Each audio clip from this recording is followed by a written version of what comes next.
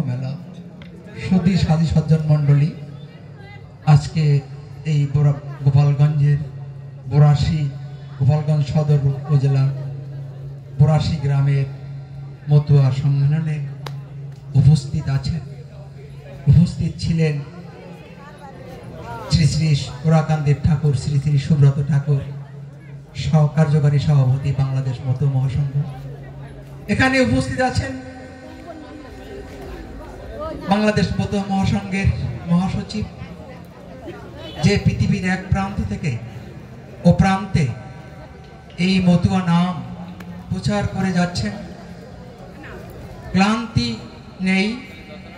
30 দিনের প্রায় 30টি দিনই বাড়িঘর ছেড়ে ভক্তদের কাছে যেরকম গোপাল সাধু এই ধর্মকে প্রচার করার জন্য গ্রামে গ্রামে প্রতিটি মানুষের কাছে পৌঁছেছিলেন, তারই ধারাবাহিকতায় তারই উত্তরসূরি শ্রী সাগর সাধু ঠাকুর আজকে প্রতিটি বাংলাদেশ সহ ভারতের সহ অন্যান্য দেশে প্রতিটি জায়গায় এই মতুয়াদের হরিচাঁদের নাম হরিনাম পৌঁছে দেওয়ার জন্য, তাদের এই ভক্তদের সংগঠিত করার জন্য কাজ করে যাচ্ছে। আজকে উপস্থিত আছেন সেই বাংলাদেশ মতুয়া মহাসংঘের মহাসচিব, আমার শ্রদ্ধেয় ব্যক্তিত্ব শ্রী শ্রী সাগর সাধু ঠাকুর। উপস্থিত আছেন বাংলাদেশ মতুয়া মহাসংঘের খুলনা জেলার সভাপতি শ্রী প্রশান্ত হালদার। উপস্থিত আছেন বাংলাদেশ মতুয়া মহাসংঘ কেন্দ্রীয় কমিটির সুযোগ্য নেতা শ্রী অধ্যাপক তিমির বরণ বাবু। উপস্থিত আছেন যুগল বাবু। উপস্থিত আছেন আশিস বাবু সহ অনেক জন এখানে উপস্থিত আছেন। উপস্থিত আছেন সকল ভক্তবৃন্দ, সকলকে জানাই আমার ভক্তিপূর্ণ সুধীবৃন্দ। এই পৃথিবী রাক্ষস এবং অসুরে এবং মানুষে পরিপূর্ণ ছিল। রাক্ষস এবং অসুরদের বিচারণে এই মানুষকুল পরাজিত হয়ে ভীত সন্ত্রস্ত হয়ে ধর্ম পালন করতে যেতে পারত না। সেই গীতায় যে কথা বানিয়ে এসেছে, যখন যখন ধর্মের গ্লানি হয়, অধর্মের উদ্ভব হয়, তখন আমি পৃথিবীতে অপ্রপঞ্চতে প্রপঞ্চতে আসি। পরিত্রাণাং সাধুনাং বিনাশায় সাধুষ্কৃতাং।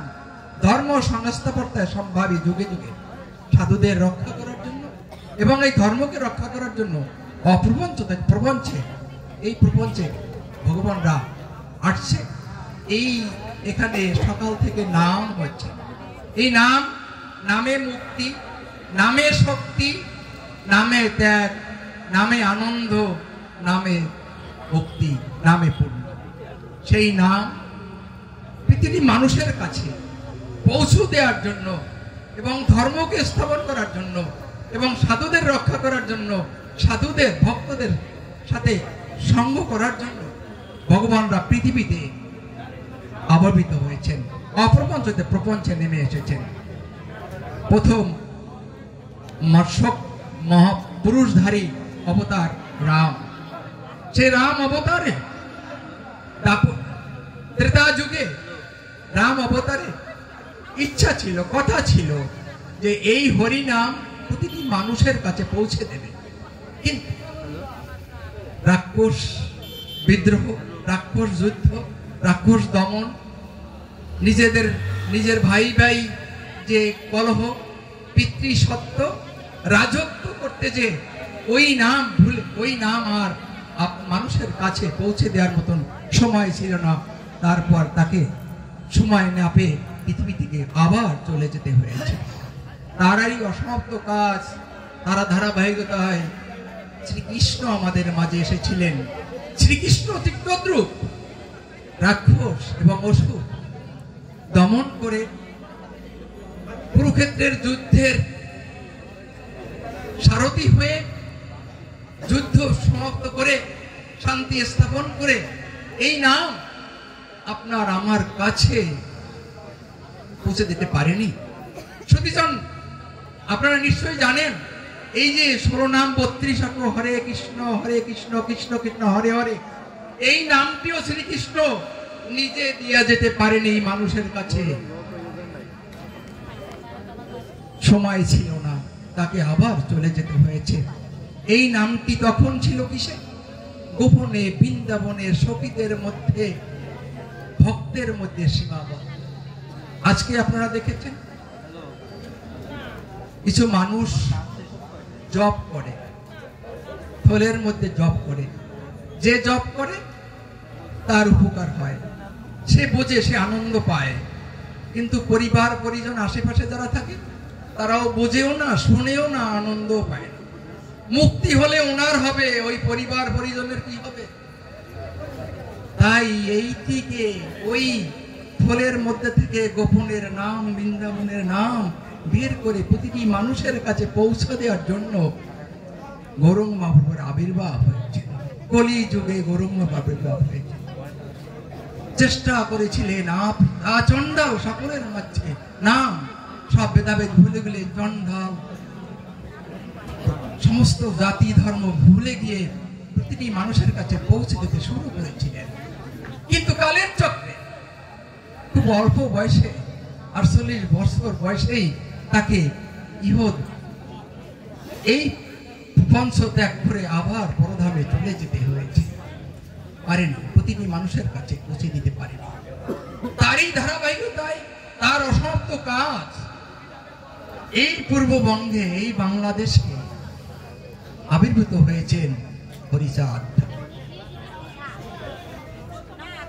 এই হরিচাঁদ ঠাকুর গৌরাঙ্গ মহাপ্রভু অসমাপ্ত কাজ সমাপ্ত করতে চেষ্টা করেছেন এবং প্রতিটি মানুষের কাছে। সুধীজন, আপনারা নিশ্চয়ই জানেন রাম অবতারে যুদ্ধ বিগ্রহ, প্রাণ হত্যা, মানুষ হত্যা করতে হয়েছে, অসুর হত্যা করতে হয়েছে, রাক্ষস হত্যা করতে হয়েছে। শ্রীকৃষ্ণ অবতারেও তাই করতে হয়েছে, মানুষ হত্যা করতে হয়েছে, অসুর রাক্ষস হত্যা করতে হয়েছে।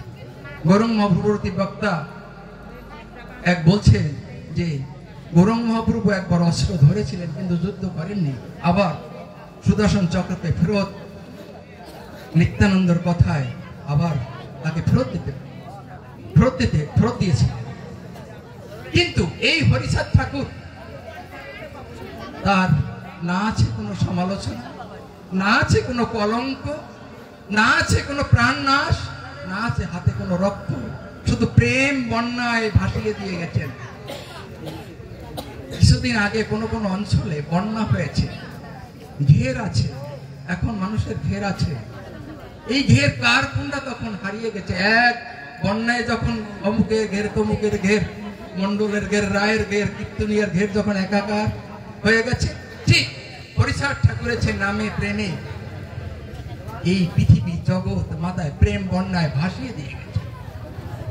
এই নাম, যে নাম ছিল গোপনে বৈষ্ণব থলের মধ্যে, সেই নাম চিন্তা করে গৌরাঙ্গ মহাপ্রভু প্রতিটি মানুষের কাছে পৌঁছে দেওয়ার জন্য চেষ্টা করেছিলেন, কিন্তু অতি অল্প বয়সে তাকে চলে যেতে হয়েছে। তারই ধারাবাহিক দশমিতার কাজ হরিচাঁদ ঠাকুর করেছেন। গুরুচাঁদ ঠাকুর কি বলেছে? চেষ্টা কর হরিচাঁদ ঠাকুর নামে প্রেমে বন্যায় ভেসে গেছে, কিন্তু সেও কাজ শেষ করে যেতে পারেনি। তার অসমাপ্ত কাজ সমাপ্ত করেছেন গুরুচাঁদ ঠাকুর।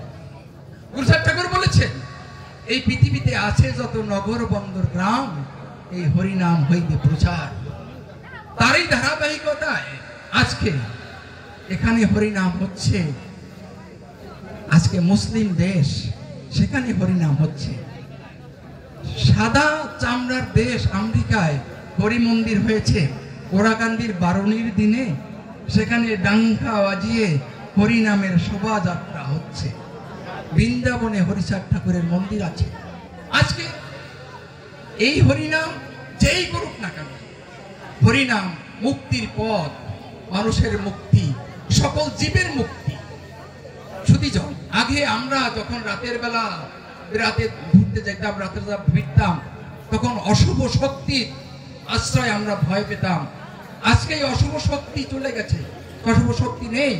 কারণ কোথায়? দুইটি কারণ। একটি হলো নাম, যতদূর নাম যাবে অতদূর।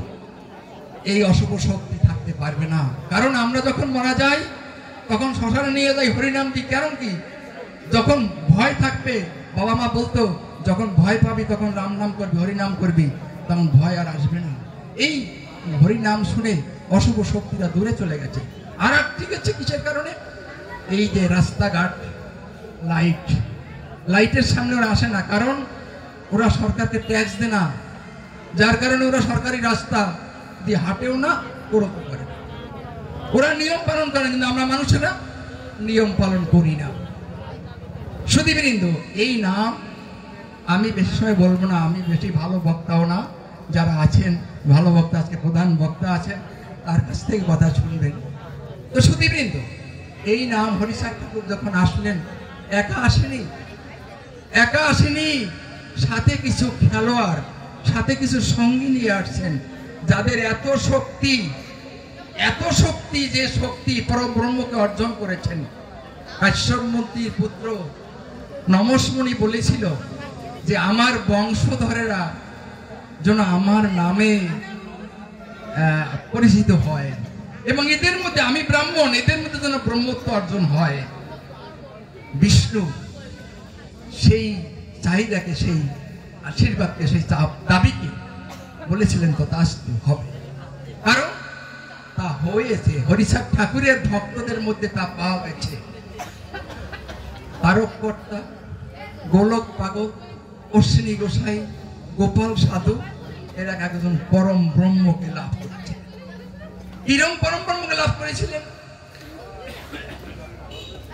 হরিচাঁদ ঠাকুরের বাড়ির যখন গরু মারা গেল, হরিচাঁদ ঠাকুরের বড় ভাই কৃষ্ণদাস বলল, তোদের আর ভাত হবে না, যদি তোদের থাকতে আমার গরু মারা যায়, আমার গরু যদি বাঁচাই দিতে পারো, তাহলে ভাত হবে, নতুবা ভাত হবে না। হরিচাঁদ ঠাকুর প্রয়োজনে ইঙ্গিত করে বলছে, যা তোর কানে হরিনাম দে।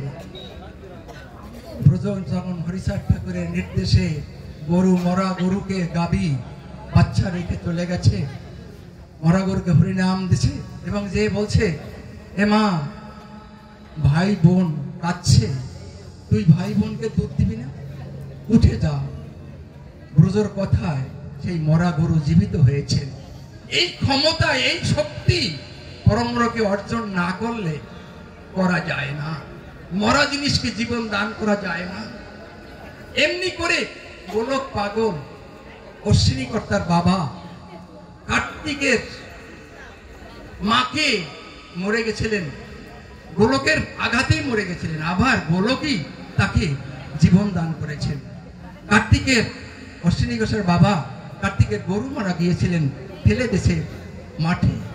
সেই গরুকেও কানে হরিনাম দিয়ে গরুকে জীবিত করে গরুকে বলেছিল, ভাই কান্ধে, মুন্ডি কান্ধে, যাকে দুধ দে, ও আর কত ঘুমাবি। এমনি করে এই পরম ব্রহ্ম আছেন গোপাল সাধু। গোপাল সাধু সেই পরমত্ব অর্জন করেছিলেন। সেই গোপাল সাধুর উত্তরসূরি আজকে আমাদের মাঝে আছেন। আমি এই উত্তরসূরি গোপাল সাধুর মধ্যে, উনি কইতে অবশ্য মানে বিব্রত বোধ করে, তারপর মনে মানে না, তাকে শ্রদ্ধায়, বুকে মাথায় আমরা যে শ্রদ্ধা রাখি, মাথায় রাখি, সেইটা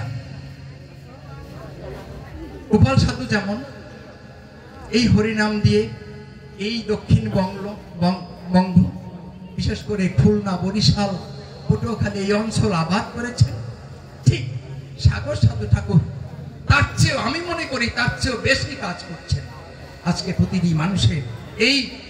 এই অঞ্চল হরিচাঁদ ঠাকুরের লীলাভূমি, এই হরিচাঁদ ঠাকুরের লীলাভূমিতে এসেও আজকে এখানে এই সাগর সাধু কাজ করছেন।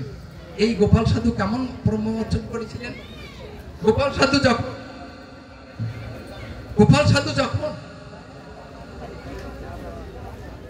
সাধু তো পেয়েছেন, গুরুচাঁদ ঠাকুর তাকে সাধু টাইটেল দিয়েছেন, হরিনাম আর ভক্তদের নিয়ে গ্রামকে গ্রাম হরিনাম করতেন, এবং তার সাধু নাম প্রচার হতে শুরু করেছেন। ওই গ্রামে দক্ষিণ গোপাল সাধুর গ্রামের নাম লক্ষ্মীখালী, লক্ষ্মীখালীর দক্ষিণ পাশে গ্রাম হয়েছে বটতলা। বটতলার নকুল মাঝি গোপাল সাধুর নাম শুনতে পারতেন না। গোপাল সাধুরে গালাগালি দিতেন, কিন্তু তার স্ত্রী গোপাল সাধুকে শ্রদ্ধা করতেন, ভক্তি করতেন। তো ওই স্বামীর ভয়তে, নকুল মাঝির ভয়তে নকুল মাঝির স্ত্রী ওই গোপাল সাধুর কাছে আসতে পারতেন না।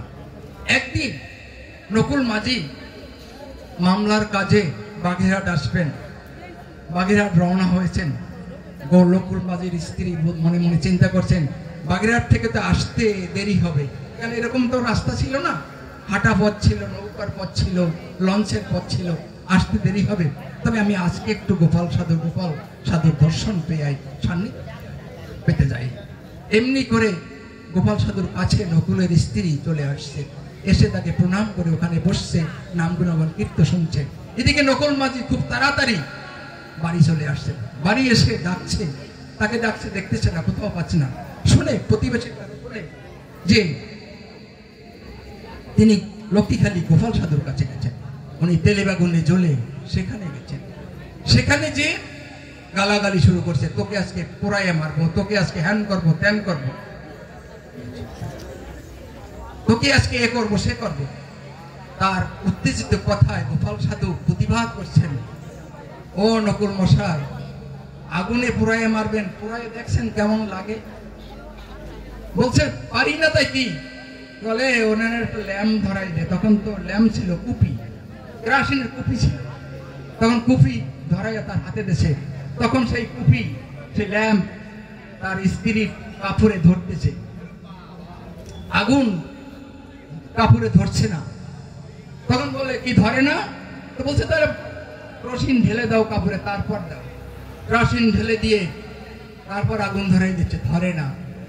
তাহলে এই আমি যে কথা বলতে চাচ্ছি, এই যে হরিচাঁদ ঠাকুরের সাথে যারা সহচর এসেছিলেন, তাদের কত ব্রহ্মভক্ত, ব্রহ্ম যে আগুন কিছু মানে না, সেই আগুনও তার কথা শুনছে, তাকে ভয় পাচ্ছে, তার কথায় তার কি সমূহ করছে, আগুন ধরছে না।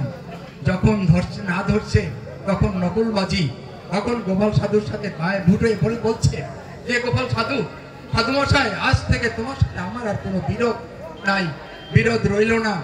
আমি আজ থেকে তোমার সাথে থাকবো, তোমার সাথে হরিনাম করব, তোমার সাথে আমি গিয়ে এই হরিনাম খেয়ে বেড়াবো, হরিনাম করবো, খাওয়াই বেড়াবো। সুধীবৃন্দ, অনেক সংক্ষেপ সময়ে অধিকৃত হয়েছে, রাত্র অধিক হয়েছে, আরো অনেক বক্তা রয়েছেন, সাগর সাধু মশাই রয়েছেন, প্রধান বক্তা রয়েছেন, আরো বটে। এরপরও এখানে একটি লীলা অভিনয় চলবে, সেটা আপনারা শুনবেন। তো সুধীবৃন্দ, আমি আমার কথা শেষ করতে চাচ্ছি।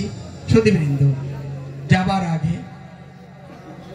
আগে যারা এই দুইজন সাগর সাধু ঠাকুর এবং সুব্রত ঠাকুরের জন্য আপনারা আশীর্বাদ করবেন, তারা যেন ঠাকুর এমনি করে শক্তি দেয়, তারা যেন এরকম গ্রামে গ্রাম, দেশের দেশান্তরে এই আমাদের মতন ভক্ত যারা, তাদের নিয়ে সংঘ করে এবং প্রচার করে যেতে পারে, তাদের সুস্বাস্থ্য এবং দীর্ঘায়ু হয়, এই প্রার্থনা করবেন।